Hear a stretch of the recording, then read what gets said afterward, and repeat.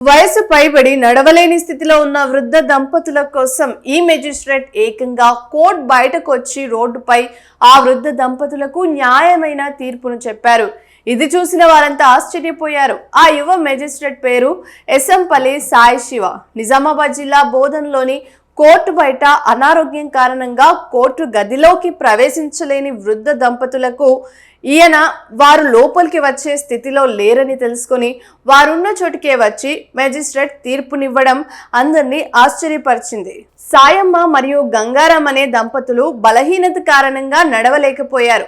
వారు రిక్షాలో కోర్టుకొచ్చారు. కేసును విచారించిన మెజిస్ట్రేట్ ఆ జంట తప్పు చేయలేదని తేల్చి వారిపై ఉన్న వరకట్న వేధింపుల కేసును కొట్టివేశారు. వారికి న్యాయమైన తీర్పునిచ్చి మానవత్వాన్ని, వృత్తి ధర్మాన్ని చాటుకున్నారు. అంతేకాకుండా వృద్ధులు మరియు వికలాంగులకు మెరుగైన న్యాయ మౌలిక సదుపాయాలు అందించే అవసరాన్ని మరోసారి గుర్తు చేశారు.